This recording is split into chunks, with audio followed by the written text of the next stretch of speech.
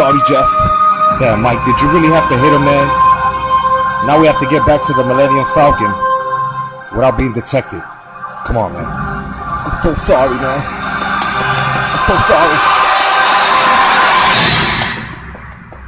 I'm so sorry, Jeff. Don't worry about it, Mike. Oh my God, we're gonna die. No, we're not. Don't worry about it. Come on, get in. Strap in, Mike.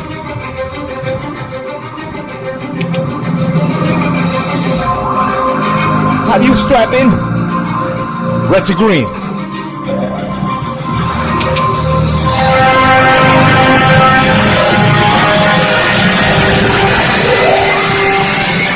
Oh my God! Oh shit!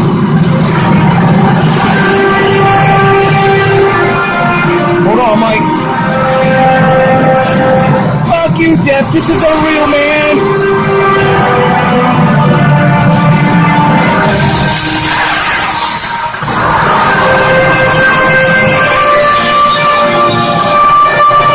Never again, Jeff.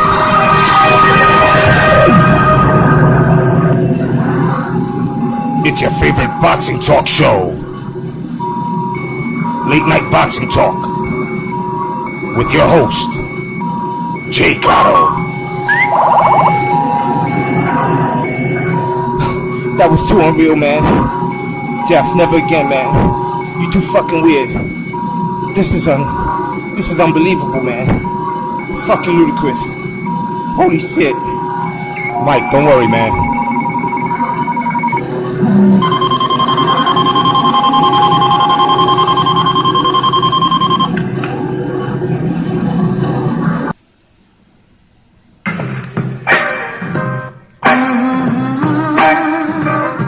What up, fight fans? I'm J.COTTO. Welcome to J.COTTO's Fight Page. And welcome to Late Night Boxing Talk.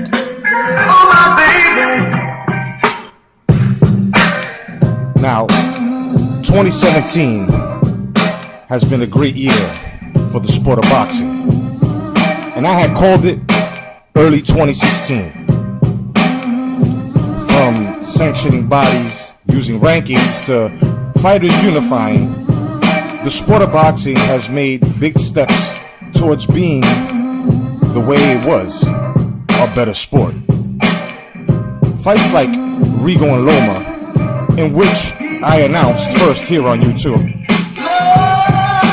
the expectation of the display of the sweet science are high and are being fulfilled. From every division to every belt to every fighter, meaning and bringing it back to the sport. And it's basically has been potentially and partially restored. Fight fans gravitate to call-outs, pay-per-view numbers, and gimmicks. The hardcore fight fans have been critical and policing the state of boxing, and for good reason. Contradiction is attached to the sport as promoters wield contradiction like a wizard to magic. Promises and sudden changes, scams and bribes are witnessed as refs and judges have done their share to put a blemish on the sport of boxing. The order is restored by all, and I mean all, of the faithful fight fans. The honesty of the fight fan is like none other in any sport. It's honest and it's healthy. Constructive criticism is needed in order to have a great view for our entertainment or personal purposes. Race is what is killing the sport, or at least the patriotism and the respect within the sport. Fan favorites now consist of country, color, and the best insults are what makes your fighter the best of this era, as well as his pay-per-view numbers, his cards, etc. But if you have been paying attention,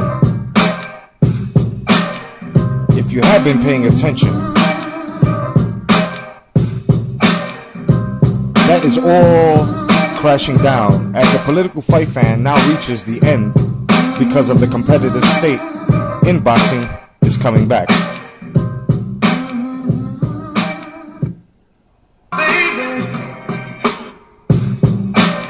And it's coming back upon a fast rise as fighters that are prize fighters are now becoming legacy fighters and wanting to unify.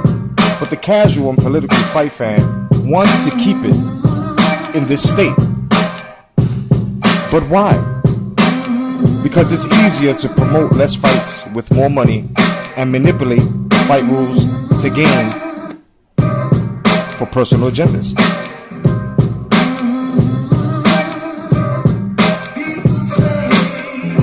And it's easier that way than to follow protocol as well as tell the truth. The WBC is the head of the snake when speaking on this subject. A 90-day ranking rule is made by them, and 3 years later, Bermane Stiverne gets a rematch. Personal gain, personal agenda. Amongst other fighters telling them what to do, instead of it being vice versa. The fight fan is the heart of boxing.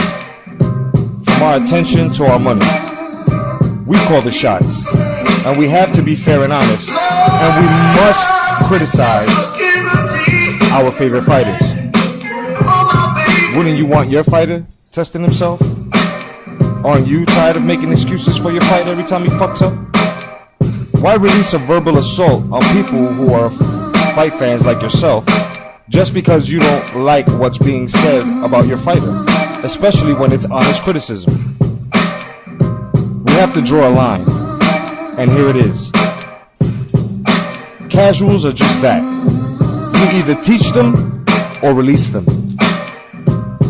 For the hardcore, we should know more or less who is an intruder to the sport, from us, the fans, to the fighters, down to the promoters. There is no excuse for us being this petty. We aren't new to the sport. Some of us aren't perfect. That's why some of us aren't taking any shit. So let's see how the rest of 2017 plays out. Because 2018 is going to be serious. We just have to call it out. The bullshit, the injustices, everything.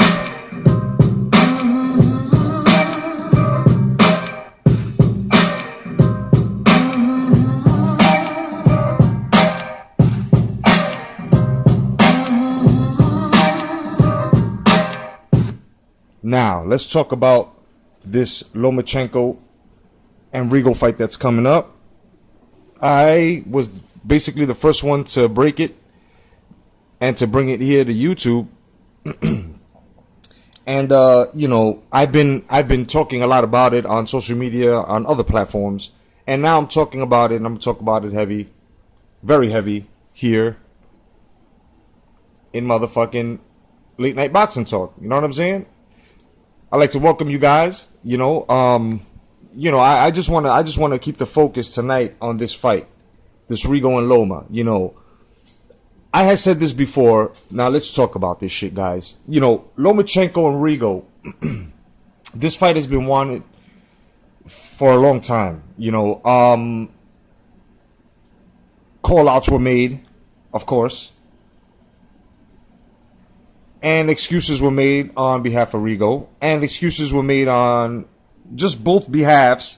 But at the same time, Lomachenko was really trying to make this fight.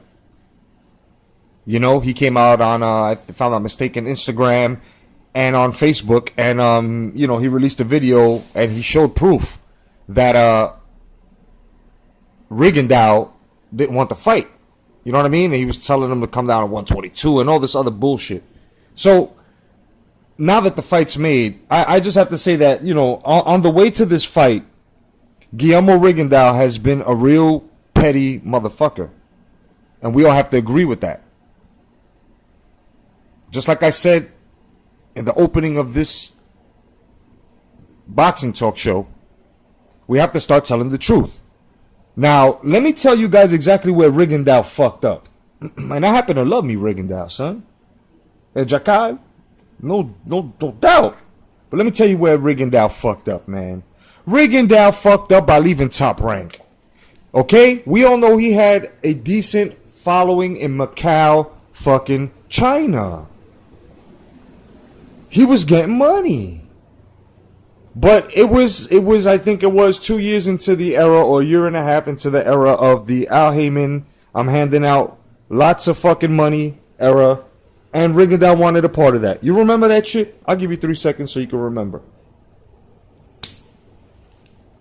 Okay, now, he wanted all of this fucking money.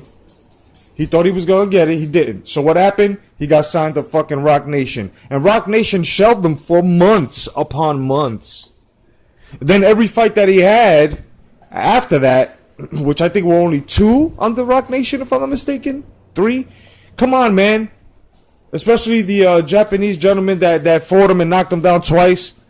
You know, for him. I mean, you know, Rigondeaux right now at the age of what, 38, 37, should have been some elite motherfucker. Possibly transitioning into fucking, you know what I'm saying, 140 by this time. But he's kept himself down. And he could have made 140, man. Just the nutritioning and the proper dieting he's doing allows him to stay at his fucking weight. But he can put on an easy. And he could have worked his way in if he was going to take all this time off. But, and this, you know, and Lomachenko's been busy. Now, the fuckery of Rigo is basically that he's going around talking about this shit where, you know, you have to be Caucasian, you know, using the fucking race card. He tweeted the shit, you have to be Caucasian in order to get fights. No, brother, you made a bad decision by going to Rock Nation, which was only fucking having all their attention on fucking Andre Ward. Just like King Kong Ortiz left because Golden Boy, you know what I'm saying, when he was signed with them, was only paying attention to fucking Canelo Alvarez. You know? So, it goes to show you, and just like some of you guys like to talk shit about Bob Arum paying attention to Manny Pacquiao, and now Crawford, and now Horn. So there's too many and nows because he wouldn't even fit into the picture because obviously he's showing love to, what, 3 fighters now that you guys are claiming that Bob Arum is paying closer to, but at least it's 3 fucking fighters he's flourishing out. You know what I'm saying? Opportunities given. When you got 1 fighter, you're just going to keep going with that 1 fighter and keep following him in his schedules. Meanwhile, the other fighters are on fucking standby. But it just gets to the point here that, you know, Rigondeaux had some fuckery. Now, Lomachenko, the only problem I have with Lomachenko is that he didn't take the, you know, he could have fought Salido again. You feel what I'm saying? But he didn't. If I'm not mistaken. There was supposed to be another fight between them. He didn't take that. So now he took Rigondeaux. The shit I didn't like is people putting him on the pound for pound list so quickly. And under 20 fights. He's only got fucking, what, 10, 11 fights. Yeah, he's showing a master class. Yeah, he's, you know, fighting very, very impressively. But not pound for pound, man. You know what I mean? You guys got to take your time with your fighters. You can't, I say this all the time, premature notions, man. That's all that shit is. Because now if, let's just say Rigondeaux beats the shit out of Lomachenko, which, by the way, I have Lomachenko winning. But let's just say, now what happens? What happens? Are you guys going to be honest boxing fans and give Rigo the pound for pound because he beat Lomachenko? You know what I'm saying? Or if Lomachenko beats Rigondeaux, which I feel he's going to do, are the Rigondeaux fucking fans going to be honest enough and be real boxing fans to give, you know what I'm saying, Lomachenko his credit that, hey, you know, he beat Rigondeaux, which was pretty much one of the best in his era, and now he's got to prove some more. And when he prove, and what I mean by prove some more, 135, 140 at least. You feel what I mean? But close the division. Unify. So Rigondeaux may be fresh. Rigondeaux may have less damage, but at the same time, his pedigree is a bit tarnished, and it's going to show. I'll bet anyone out there, it's going to show. Expect Lomachenko to do exactly what he does. Expect Rigondeaux to do exactly what he does. But he's going to be a bit off. You know what I mean? He's going to be a bit off. And there should be no excuses as to Rigondeaux was off and, no. He chose to be off to become a political fucking fighter, a prize fighter, instead of fucking being a fucking legacy fighter. So that's what happens. It's going to be held in MSG where the best hold their motherfucking fights. It's going to be awesome. And too bad I'm not going to be able to go. Because I'll be in New York, but I think it's a week after that. So it's just some bullshit that some fight fans got to calm down. Look, I got one strike. I've been on YouTube for years. This is my first strike over some guy named Daniel Woods. You know what I mean? And peace to Sporting Icons, for blocking him and taking the responsibility and letting him know how he fucked up. But Sporting Icons, thank you very much. Respect you, bro. You know what I'm saying? Check him out when you get a chance, fight fans. And it's just a bunch of bullshit that if in case you guys didn't see the video, well, this is what happened really fast. Basically I went to Sporting Icons video where he said Joshua said that he wasn't going to fight any of the three in 2018 if they kept pressing issues and shit like that, and I just wrote SMH, which means shaking my head. And this guy asked the red glove militant, asked Omar Ali, you know what I mean? Peace to y'all. You know what I mean? Yo, I'm telling you, this shit was crazy. This motherfucker came out and tried to diss me and some crazy shit. Like if I said so, all I wrote was SMH. Well, make a long story short, I made a video on him like I always do. You feel me? I blasted him, and I guess he tried to flag me down. So be on the lookout with a guy named Daniel Woods. Daniel Woods. You know what I'm saying? Be careful. I had to block him and everything. And it's just bullshit. He's with that Joshua versus Wilder, US versus UK. Well, listen, on this channel, there's no such thing as that here. No such thing as racism either. I'm not trying to come. This channel does not play that. You know what I'm saying? If you're on my channel, and both of you, if anybody, subscriber and fucking uploader got a beef, do not come here with that shit. Here is neutral ground. It's like, you ever seen John Wick, the hotel? You know what I'm saying? Where everything stops. You know what I mean? No business upon grounds. Well, this is exactly what the fuck this channel is. If not, I don't give a fuck who you are. I will block you and kick you the fuck out. That's it. Like Zone 6 said. Peace to my man Zone 6. You know what I'm saying? Order Z6 has now been fucking initiated. And that's it. You know what I mean? So, everybody knows. I like I said, people have unsubscribed because of that. And I've always told everybody, this is not neutral ground. Y'all motherfuckers, whoever it is that got a beef, in my comment section, which I call the ring, if you're gonna debate maturely. But if you don't know how, then don't fucking do it. Cause I'm gonna delete the fucking comments, and I'm gonna fucking just block motherfuckers like I always have been doing. That's why you never see no static. And that thumbs down, I know who you are. I'm giving you time. You feel me, Mr. Thumbs Down? I know who you are. I already got rid of your one crony. And it's a shame. It's a shame. Because motherfuckers are old enough to you know what I'm saying, to understand that they shouldn't be hating, but they are. And like I said, man, once I ask, my subscribers in the comment section to calm down, they do.